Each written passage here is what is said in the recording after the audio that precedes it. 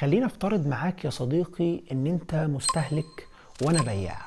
يعني باختصار انت عايز تشتري مني حاجة وانا هبيع لك الحاجة دي، بس انت ما تعرفش الحاجة اللي انا هعرضها لك هي ايه بالظبط، ولا انا عارف انت في دماغك ايه بالظبط.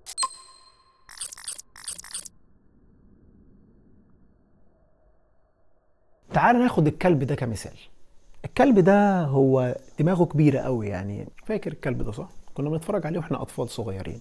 الكلب ده يا صديقي هو لعبة او توي للاطفال. انا كده حددت الفئة المستهدفة بتاعتي، ده للاطفال. طيب هو ده ممكن يتباع للاطفال بس؟ يعني هل هو الطفل هيجي يطلع طب بتطلع ايه يا عم؟ الفلوس من جيبه ويقول لي اتفضل؟ لا، انا عندي فئة كمان مشتركة وهي الاب والام. يعني الاب والام اللي من فوق 26 او 27 سنة، اللي عندهم لسه طفل عنده مثلا من فوق ال8 سنين. هل انا اقدر ابيع المنتج ده؟ طيب ليه يشتروا المنتج ده؟ طب ما ممكن يشتروا الفراولة دي. طيب الفراولة دي بترمز للبنت. البنت الصغيرة ممكن تشتري الفراولة دي، ولكن الولد ممكن يشتري الكلب. شفت انا قسمت الكاتيجوري بتاعي ازاي؟ طيب باختصار انا ابيع المنتجات دي للمستهلك بتاعي ازاي؟ خليني اقول لك يا صديقي مثال بسيط جدا قبل ما ادخل في محتوى الحلقة. المثال ده هو ان الثقة بتروح وقت الاحتياج. خلينا ناخد المثال ده ونركنه كده على جنب علشان انا هرجع له بعدين. حطيناه هنا بالظبط، يعني هنا كده. مبدئيا كده انا واحد عندي منتج، عندي خدمة، عندي بيزنس قائم، سواء كان ستارت اب لسه بادئ مثلا من سنة، عندي مشاريع، ايا كان مرحلة البيزنس بتاعتي ايه. خليني اذكرك بحاجة كده. لو انت شفت الفيديوهات بتاعتي اللي في البلاي ليست بتاعت الماركتنج او كورس التسويق الرقمي الكامل المتكامل، وانا هسيب لك اللينك البلاي ليست بشكل فري تماما. لو انت مهتم بالتسويق تقدر تروح تشوف الكورس ده بشكل مجاني. وبالمناسبة الكورس ده هينزل ابديت يوم عن يوم، يعني الكورس ده هو مفتوح ولا متناهي. طيب ايه الحاجة اللي احنا قلناها في الفيديوهات القديمة؟ وهي الفور بيس اللي بتبقى في حاجة اسمها الماركتينج ميكس. الماركتينج ميكس باختصار يا صديقي هو المزيج التسويقي. يعني خلينا نرجع للمثال ده وهو الكلب.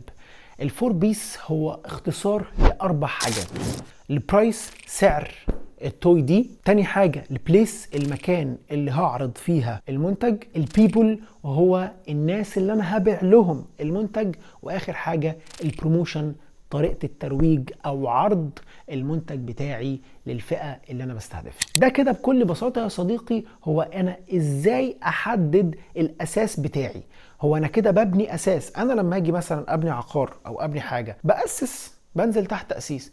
هي الفور بيس دي باختصار هي الاساس بتاعك. احنا قلنا مين العميل اللي ممكن يشتري التوي؟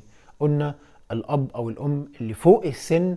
خلينا ارجع بقى للجملة بتاعت الثقة بتروح وقت الاحتياج. خليني اقول لك يا صديقي على حاجة حصلت لي على ارض الواقع، وانا هحكيها لك بشكل فعلي.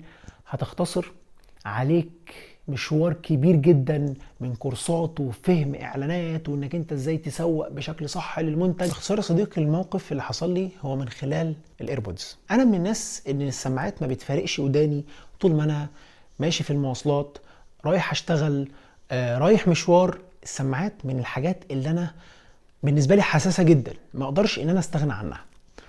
وانا نازل الشغل عادي فراكب الباص، وانا راكب الباص حطيت السماعات دي بالظبط جنبي من غير ما اخد بالي او عدم ادراك مني ان السماعات جنبي. فالباص مشي لحد ما وصلت لمكان الشغل بتاعي. نزلت ببص كده من بعيد الباص ماشي، السماعات نسيتها وانا نازل من الباص. فباختصار يا صديقي زي اي بني ادم خطاء نساي، نسيت الايربودز بتاعتي في الباص. ببص كده للباص من بعيد افتكرت واستوعبت والباص قدامي ان الايربودز هناك. ببص كده الايربودز كده من بعيد اللي هو سلام. فقضيت اليوم بتاعي عادي جدا بدون اي مشاكل، رغم ان انا ما بفارقش السماعه دي من وداني. بقى اخر اليوم جه ميعاد النوم، يعني خلاص بقى هنام. لقيت نفسي كده قاعد ببص للسقف. لحظه سكون. فين السماعات؟ انا محتاج دلوقتي السماعات. وركز في كلمه محتاج دي وحطها 100 خط. حط كلمه محتاج كده قدامك، تمام؟ قلت انا مش هقعد، انا مش هرتاح، رغم ان انا في الوقت ده ما كانش معايا تقريبا غير مبلغ بسيط من الفلوس علشان اقدر امشي نفسي بيهم لاخر الشهر. وبالفعل انا نزلت واشتريت ايربودز من تحت البيت او من تحت المحل، ونزلت تحت كان في حد متجر صغير كده بيبيع موبايلات، فكان عارض الايربودز دي عنده ولقيتها موجوده بدون اي منازع، وانا مستغرب اصلا عن نفسي. اديت الراجل الفلوس وقلت له انا محتاجها، لقيت الكرتونه بس شبه الكرتونه او العلبه بتاعه الايربودز دي شبه العلبه اللي انا خدتها قبل كده، فروحت شاريها على طول من غير حتى ما ابص اللي هي فيها مشكله، من غير حتى ما افتحها واجربها، اشتريتها وطلعت البيت. فمن اول كده ما تحلل الموقف اللي حصل لي ده وتربطه بالجمله اللي انا لسه قايلها، وهي ان الثقه بتروح وقت الاحتياج. وانا نازل وبدفع للراجل الفلوس وبقول له اتفضل علشان انا محتاج السماعه دي دلوقتي، فهنا وصلت الثقه اللي ما بيني وما بين البايع اللي قدامي راحت خلاص. اتفضل انا ممكن ادفع لك اللي انت عايزه، حتى ما بصيتش على السعر، ما بصيتش على اي حاجه، واشتريت فعلا الايربودز. بطلع يا صديقي بكل بساطه بحط الايربودز في وداني، ابص الاقي الصوت زي الزفت، اتخدعت في السماعه باختصار. ف زعلت، بصيت كده لنفسي حسره، اللي هو انا ازاي نزلت اشتريت السماعه دي. افسر لك يا صديقي الجمله اللي انا قلتها لك في اول فيديو، وهي ان الثقه بتروح وقت الاحتياج.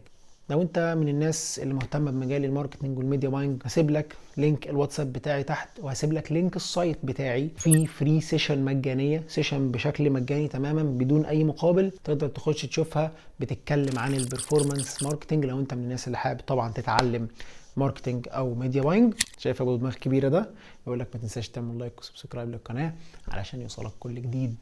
وكان معكم عبد الرحمن المنسي، سلام.